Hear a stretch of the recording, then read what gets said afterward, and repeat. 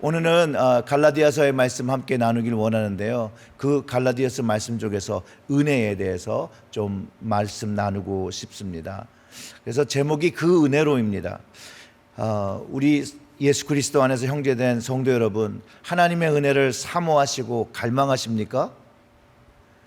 저 역시 개인적으로도 하나님의 은혜를 너무 갈망하고 또 갈망합니다. 또 우리 성도님들, 이 코로나 바이러스가 창궐할 때 하나님의 은혜에 살며 승리하시기를 주님의 이름으로 축원합니다. 저는 늘 주님의 은혜를 구하고 또 구하고 또 구하고, 왜냐하면 저는 은혜 없이 살 수 없음을 깨달았기 때문입니다. 또한 하나님의 은혜를 경험하는 것이 세상의 그 어떠한 좋은 것보다, 그것을 경험하는 것보다 더 좋은 것이라는 것을 저는 알기 때문입니다. 사랑하는 성도 여러분, 여러분들이 경험하셨던 그 주님의 은혜는 무엇이었습니까? 또 이런 팬데믹 시간 속에서 여러분들이 경험하시는 하나님의 은혜는 어떤 것입니까? 하나님께 그 받은 그 은혜의 순간, 그 시간은요, 수천 번을 반복하고 또 생각하고 이야기할지라도 저의 가슴을 뛰게 하고 우리의 가슴을 뛰게 하는, 뜨겁게 하는 그런 이야기입니다. 왜냐하면 그 은혜를 경험한 날이 하나님의 사랑을 체험하고 경험했던 날이기 때문에 그렇습니다. 하나님의 사랑을 확증하신 것이 그 예수님께서 나를 위해서 십자가를 지고 죽으셨다는, 그리고 부활하셨다는 것을 깨닫는 날이기 때문에 그렇습니다. 로마서 5장 8절의 말씀을 한번 보겠습니다. 우리가 아직 죄인 되었을 때 그리스도께서 우리를 위하여 죽으심으로 하나님께서 우리에 대한 자기의 사랑을 확증하셨느니라고 가르쳐 줍니다.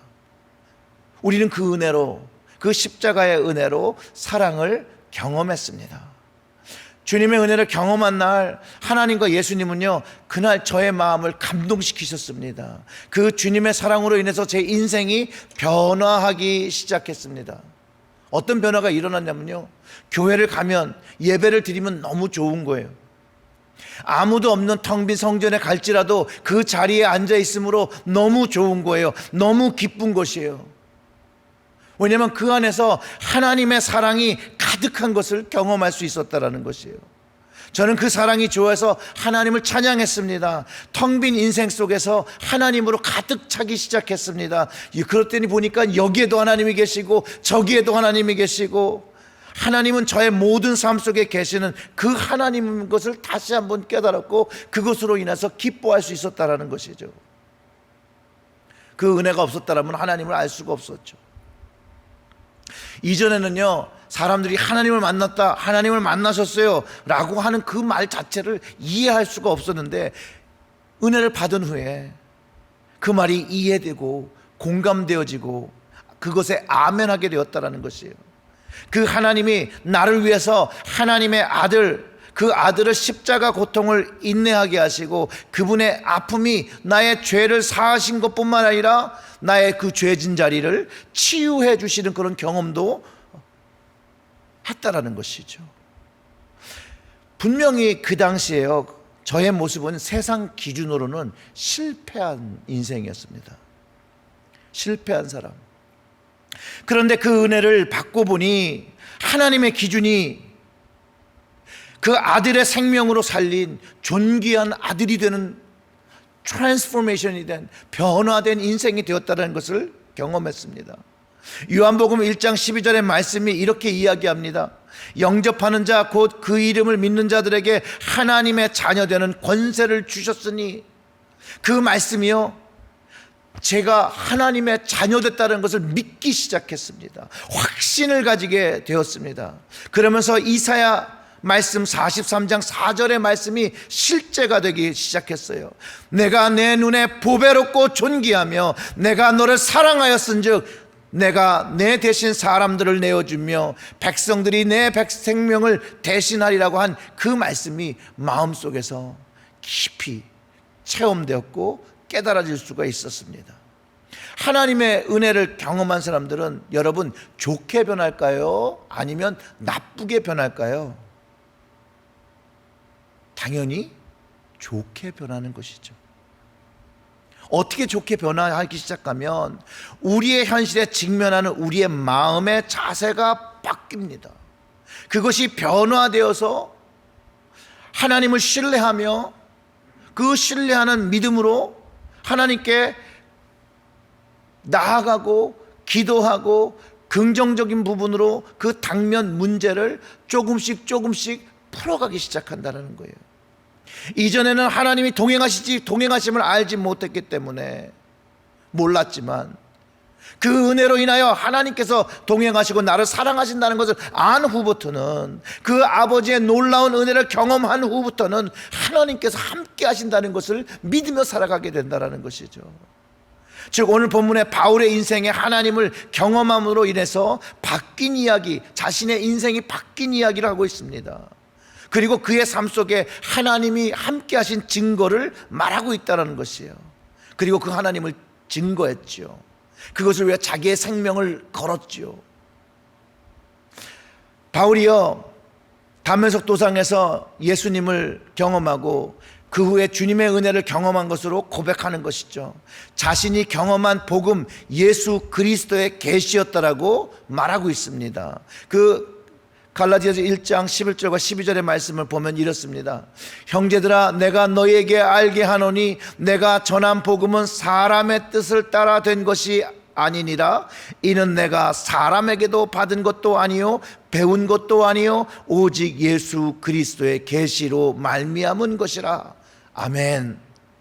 바울이 그가 발견한 그 새로운 하나님의 뜻과 하나님의 모습, 그 은혜로 자기를 만나 주셨다는 것을 분명하게 선포하고 있다는 거예요. 자신이 무엇을 한 게 아무것도 없다는 것이에요. 그저 자기에게 찾아오신 그 주님의 은혜로 바울이 이 예수님을 만남으로 인해서 자기의 인생에 하나님을 다시 경험했다는 거예요. 그 일이 은혜고 그것이 하나님의 뜻이었고 그가 이 땅에 태어나기 전부터 하나님께서 계획해 놓은 것까지라는 것을 이해하기 시작했다는 거예요. 즉 우리가 하나님의 은혜를 경험하는 것도 그것은 단순히 우연이 아니라는 것이에요. 우리의 인생은 우연으로 이루어지는 것이 아니라 하나님의 특정함을 입었음을 성경이 선포하고 있다는 것이에요. 사랑하는 제일제일교회 성도 여러분, 여러분의 인생은 우연으로 이끌어지는 것이 아닙니다. 여러분들이 잘해서 이끌어지는 것이 아닙니다. 여러분들의 인생은 하나님의 섭리 안에서 하나님의 주권에서 이루어져 가고 있다는 것이에요. 왜냐고요? 하나님께서 우리를 사랑하시기 때문에 그렇습니다. 하나님께서 사랑하셔서 바울의 고백처럼 내 어머니의 태로부터 나를 택정하시고 은혜로 나를 부르시니가 나의 삶을 계획하시고 사랑하시고 주장하시고 동행하시고 하는 것들을 체험하고 있다고 고백하고 있다는 것이. 근데 한번 이렇게 생각해 보시죠. 우리가 지금 이 코로나 바이러스가 창궐한 시간에 하나님을 바라보며 그분의 시간 속에서 평안을 누리고 은혜를 경험하며 살고 있다는 것이에요. 코로나 바이러스로 두렵게 살 수도 있고요, 절망하며 살 수도 있고요, 아프게 살 수도 있지만 하나님이 이런 시간 속에서도 우리를 사랑하시고 우리와 함께 하시고 동행하시기 때문에, 우리를 보호하시기 때문에 우리가 은혜를 누리고 평안을 누릴 수 있다는 것이에요. 또한 이 코로나 바이러스가 이 땅에 생명들을 거둬가는 것을 보지만 영적인 눈을 가지고 믿음의 눈을 가지고 보면 우리를 사랑하신 하나님께서 믿음의 자녀들을 보호하시고 또 그 생명들을 영원한 하나님의 나라로 인도하시는 그분의 구원의 역사를 볼 수 있고 경험할 수 있다는 것이죠. 인간의 눈으로는 이것을 경험할 수 없죠. 그렇기 때문에 우리는 이 코로나 바이러스가 창궐한 시간에서 하나님을 여전히 바라볼 수 있고 그분의 시간 속에서 평안을 누리고 은혜를 누리고 경험하고 있다는 것이죠. 그런데 이 바이러스가 끝나고 나면 이 기승을 부리는 이때 사랑하는 성도 여러분, 이사야 40장 31절의 말씀을 좀 마음에 간직하시기를 좀 부탁드립니다. 함께 읽어볼까요? 오직 여호와를 앙망하는 자는 새 힘을 얻으리니 독수리가 날개치며 올라감 같을 것이요 다른 박질하여도 곤비하지 아니하겠고 걸어가도 피곤하지 아니하리로다. 아멘. 이 코로나 바이러스가 끝나기까지 이 기승을 부리는 이때 우리는 하나님을 앙망해야 한다는 것이에요. 오직 여호와 하나님을 앙망하는 자, 그 앙망한다는 말은요, 하나님을 바라고 사랑하고 믿는다는 말이에요. 어려운 시절에 그 하나님을 신뢰하고 바라볼 때 하나님께서 부어주시는 그 능력의 손을 경험한다는 것이죠. 하나님의 은혜를 경험함으로써 그 사랑이 바울의 인생을 바뀌었던 것처럼 하나님의 사랑과 그 은혜로 제 인생도 바뀌었고 여러분들의 인생도 바뀌었다는 것이에요. 이 동일한 하나님의 은혜를 여러분 오늘도 경험하시고 이 은혜가 오늘도 여러분의 삶을 바꾸고 변화시키고 계시다는 그 믿음을 선포하시기를 주님의 이름으로 축원합니다. 우리 삶에 함께 하시고 우리의 삶을 만지시고 고치시는 그 하나님을 저는 찬양합니다. 정말로 할렐루야. 그 은혜를 찬양할 때 그 순간에 하나님을 더욱 알고자 하는 거룩한 열정이 우리 마음에 자리를 잡게 되죠. 즉 하나님의 은혜를 체험한 경험이 우리의 입술로 세상 속에서 선포되어질 때 아직 하나님의 은혜를 알지 못하고 경험해보지 못한 사람들이 하나님의 은혜가 도대체 무엇인가 궁금해하고 알려고 하는, 알기를 원해진다는 것이에요. 그럴 때 하나님을 찾을 때 하나님은 만나주신다라고 그러죠. 잠언 8장 17절의 말씀은 이렇습니다. 나를 사랑하는 자들이 나의 사랑을 입으며 나를 간절히 찾는 자가 나를 만날 것이니라. 아멘. 하나님을 사랑하는 사람과 간절히 찾는 자는 하나님을 만날 수 있다라고 말씀하시고 그 사랑을 경험할 수 있다라는 것이죠. 하나님은 이 말씀을 하셨고 이 약속의 말씀을 지키실 거라는 거예요. 하나님은 오늘도 하나님을 간절히 찾고 사랑하시기를 바랍니다. 그러면 하나님의 은혜가 경험될 것이라는 것이에요. 바울은요, 하나님을 알고자 하는 그 열망과 열정이 대단했던 사람입니다. 하나님을 사랑하기에 그 어떠한 일도 하려는 마음의 준비가 있었고 하나님을 간절히 원했기 때문에 그는 사실상 하나님을 다메섹 도상에서 만나게 되는 것이죠. 오늘 본문 13절과 14절의 말씀이 이렇습니다. 내가 이전에 유대교에 있을 때 행한 일은 너희가 들었거니와 하나님의 교회를 심히 박해하여 멸하고 내가 내 종족 중 여러 연갑자보다 유대교를 지나치게 믿어 내 조상의 전통에 대하여 더욱 열심히 있었다라는 거예요. 그런데 변화된 은혜를 경험했다라는 것이죠. 이전에 하던 일이 이제 이 은혜를 경험하고 나니까 하나님이 원하시지 않았던 일이라는 것을 깨닫게 되었다는 것이에요. 그리고 자신의 삶 속에서 하나님 안에서, 예수님 안에서 다시 돌아볼 때 새로운 하나님의 뜻과 은혜가 있었음을 깨닫고 그것을 그리스도의 계시라고 말하고 오늘 말씀을 통해서 우리와 그 서신을 대하는 모든 사람들에게 선포하고 있다는 것이에요. 바로 그가 받은 그 은혜로 계시를 깨닫게 하셨다라는 거예요. 바울은요, 은혜로 자신을 부르신 이가 그리스도의 계시를 주었다라고 말합니다. 그리스도의 계시, 하나님이 부활케 하신 예수님을 만나는 경험으로 해서 예수님이 하나님께서 보내신 메시아 구원자라는 사실을 안 후에 그는 이전에 자신이 믿었던 유대교가 왜곡된 믿음을 가지고 있었음을 깨닫게 합니다. 새로이 발견한 하나님의 뜻과 그 계시를 전하는 것에 자기의 인생을 드렸다라는 것이에요. 자, 이제 다시 11절과 12절의 말씀을 보면 그 말씀이 더 이해가 될 거예요. 형제들아, 내가 너희에게 알게 하노니 내가 전한 복음은 사람의 뜻을 따라 된 것이 아니니라. 이는 내가 사람에게서 받은 것도 아니요 배운 것도 아니요 오직 예수 그리스도의 계시로 말미암은 것이라. 아멘. 하나님을 알게 되는 것, 만나게 되어 바뀌는 가장 그 변화는요, 사람을 의식하고 살아가는 삶 속에서, 그런 삶의 태도에서 하나님을 의식하고 하나님을 기쁘시게 하는 삶의 모습으로 변화되어지며 그 하나님을 경외하며 살아가는 삶이 된다는 거예요. 사랑하는 성도 여러분, 하나님을 경외하시고 그분을 기쁘게 하려 하며 살고 계십니까? 그렇다면 우리의 삶 속에서 하나님이 기뻐하시는 일은 무엇일까요? 저는 개인적으로 하나님의 말씀과 그 뜻에 대하여 바른 선택과 바른 순종이라고 생각을 합니다.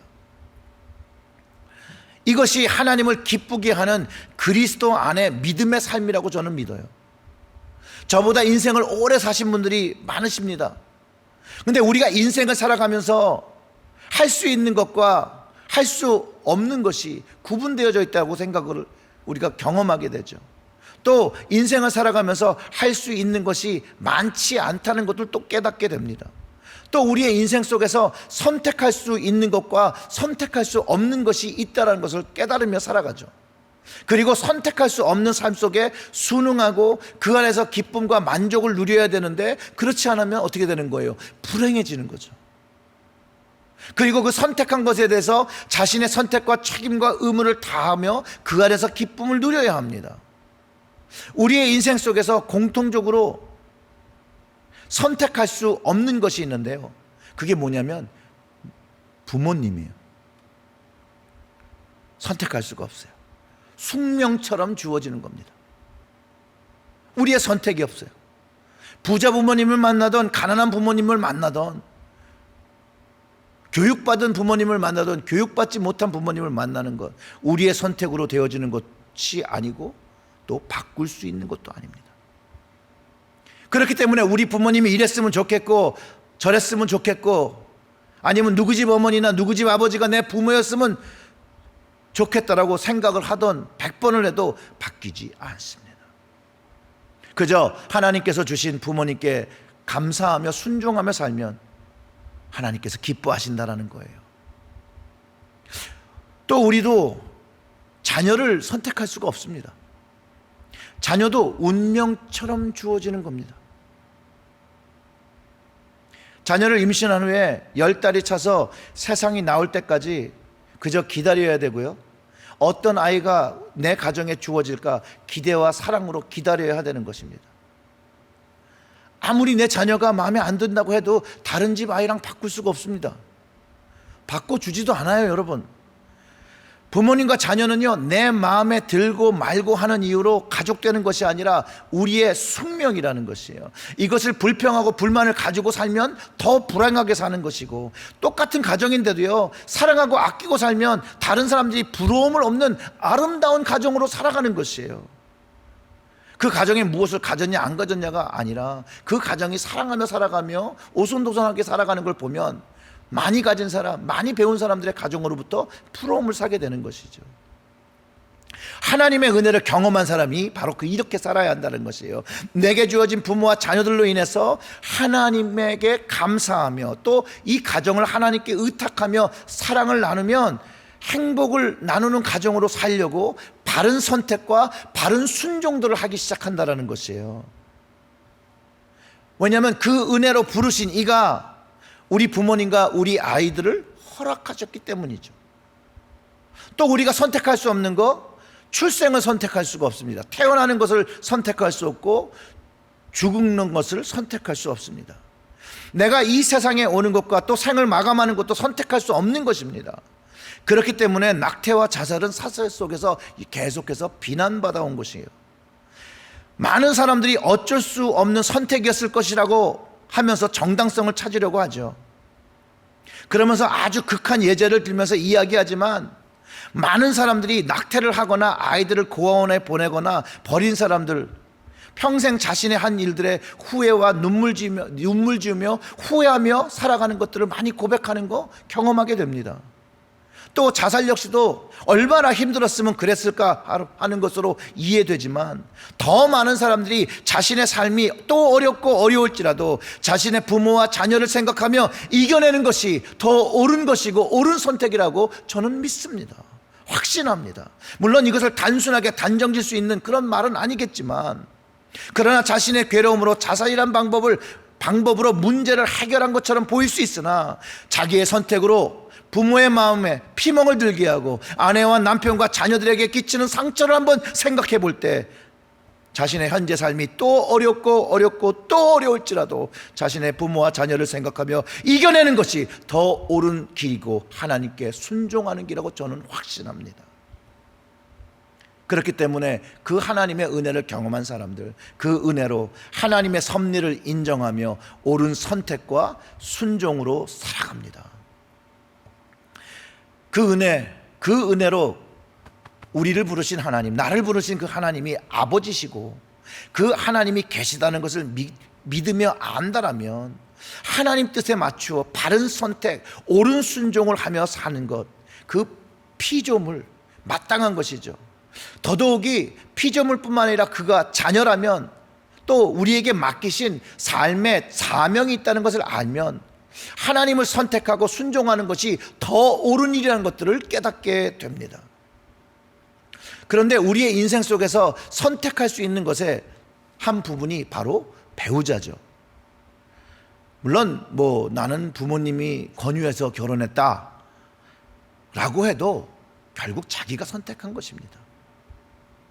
또한 자신의 행동과 직업을 또 선택할 수 있죠. 하지만 이 선택한 것에 대해서 반드시 책임과 의무가 따른다는 것이에요. 자신이 결정한 것이기 때문에 책임을 져야 합니다. 그렇기 때문에 우리는 무언가를 결정하기 전에 이것이 바른 선택이 되어야 되고, 그리고 이것이 사랑해서 되어야 한다는 것이에요. 욕망이나 정욕에 쌓여서 선택할 때 우리의 가정의 인생이 힘들어지게 됩니다. 그래서 배우자를 선택함도 자신의 직업과 인생을 선택할 때도 사랑을 기준으로 선택을 해야 됩니다. 그러면 이렇게 질문해 볼 수 있죠. 사랑하는 성도 여러분, 여러분의 배우자들을 사랑하십니까? 이게 좀 어려우시면 여러분들은 여러분들의 자녀를 사랑하십니까? 그러면 바로 네, 그럴 거예요. 그럼 다시 질문하면 여러분들은 여러분들의 배우자를 사랑하십니까? 사랑한다라고 대답하신 분은요, 행복하실 거예요. 근데 사랑한다라고 대답하기 어려우신 분들, 불행하다고 생각하실 겁니다. 여러분들이 하시는 일, 직장, 사업, 가정의 일을 사랑으로 하고 계십니까? 만약 그 모든 것들을 사랑으로 하고 계시면 행복과 기쁨으로 그 일을 감당하고 계실 것이고, 내가 지금 하고 있는 일이 사랑함으로 하는 일이 아니라면 그 일함으로 인해서 불만과 불평과 불행으로 괴로워하실 것이라는 거예요. 또 한 가지 선택하지 못하는 것이 있는데요, 죄인으로 태어나는 것을 선택하지 못하는 것입니다. 죄인으로 태어나는 것 내가 선택할 수가 없습니다. 그러나 계속해서 죄인으로 살아가지 않는 것, 우리가 선택할 수 있는 문제라는 거예요. 죄인으로 더 이상 살지 않고 하나님의 은혜로 하나님께 기쁨이 되며 살겠다는 선택과 순종이요, 옳은 것이고 바른 것이라는 것이에요. 근데 어렵죠. 맞습니다. 어려운 일이에요. 우리의 인생을 내가 이끌고 가려고 하면 참 어렵죠. 우리의 인생을 볼 때 선택할 수 없는 거가 선택하는 것, 그 모든 것들을 하나님의 은혜를 구하며 살아가게 되면요, 그 안에 우리의 삶의 기쁨과 만족이 깃들기 시작한다는 거예요. 하나님께서 부어주시는 축복을 경험할 수 있다는 것이에요. 그런데 반대로 내가 내 인생 내가 지고 가는 것이다라고 생각하기 시작하면, 그런데 거기에 하나님 은혜마저 없다라면 그 삶은 더 불완전하고 더 불행하며 살아가게 된다는 것을 경험한다는 것이에요. 오직 하나님만의 은혜만이 우리의 삶의 모든 문제를 해결하는 해결책이 있기 때문에 우리가 인생을 선택하며 살아가고 내 인생을 하나님께 맡기고 살아갈 때 하나님의 은혜로 우리의 인생이 바뀌어지는 것이고, 하나님의 은혜로 우리가 죄를 더 이상 선택하지 아니하고 하나님이 기뻐하시는 자녀의 거룩한 자녀의 삶으로 살아간다는 것이에요. 사랑하는 제일지역교회 성도 여러분, 우리가 지음받기 전에 우리는 이미 그 하나님의 은혜로 택정함을 받았습니다. 구원을 얻었습니다. 영원한 생명을 받았습니다. 우리를 영원한 생명으로 부르신 하나님의 섭리와 주권에 우리의 인생을 100% 맡기고 하나님을 앙망함으로 바른 선택과 순종의 삶을 드리며 하나님의 사랑과 복음의 계시에 충만한 삶을 날마다 살아가시기를 주님의 이름으로 축원합니다. 아멘. 우리 다 같이 기도하겠습니다.